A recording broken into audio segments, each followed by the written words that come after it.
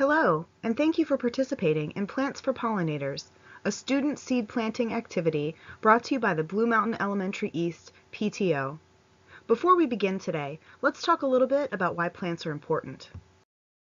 Did you use a pencil today? Are you wearing blue jeans or a cotton t-shirt? Well, these products are brought to you by plants. Countless items we rely on every day are made from plants. Our clothing, tools, buildings and homes, medicine, toys, paper, and so much more. Do you like to breathe air? Well, everybody take a deep breath in. Now breathe out. That fresh air you just breathed in, brought to you by plants. Plants produce the oxygen that animals, including humans, need to survive. They also absorb the carbon dioxide we breathe out and turn it back into oxygen. Do you eat cheeseburgers, apples, French fries? Do you like a tall glass of lemonade on a hot summer day? Well, thank a plant.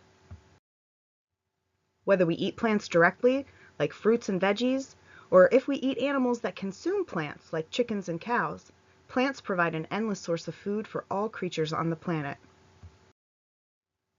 Plants are a renewable resource. That means they continue to grow and reproduce so that we can continue to use them. Many plants spread and regrow by making seeds. In order to make seeds, plants need to move their pollen from one flower to another. This process is called pollination. Pollen is the powdery substance produced by a plant's flowers, and it is how the plant reproduces and makes seeds. A close-up view of pollen shows the grains are rough and attach like Velcro to the things they touch. Plants rely on pollinators to move their pollen from flower to flower. What is a pollinator?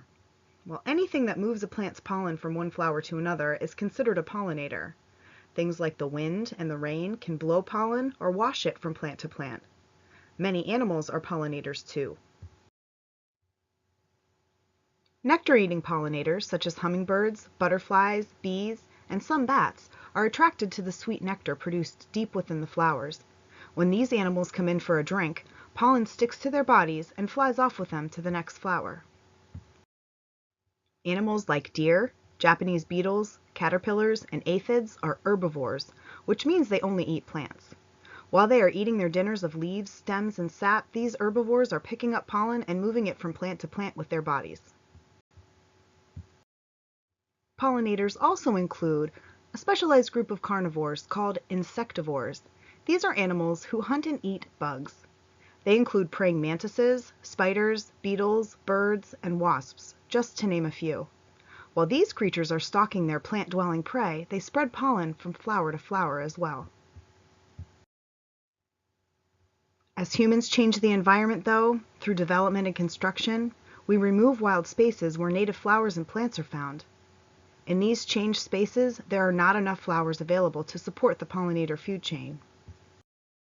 As a result, in the last 10 years, scientists have noticed a decline in pollinator species, specifically those that feed on the nectar of flowers, like honeybees, hummingbirds, butterflies, and bats.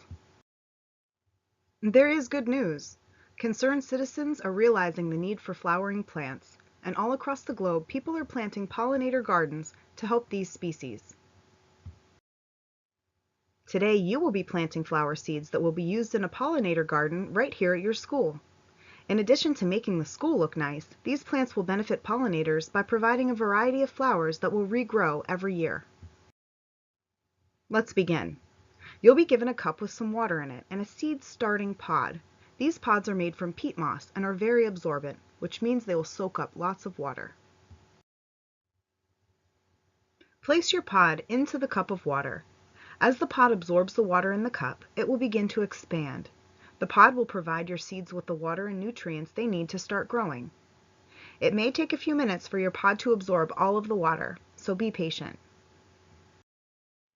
Once your pod has absorbed all of the water, it's time to plant the seeds.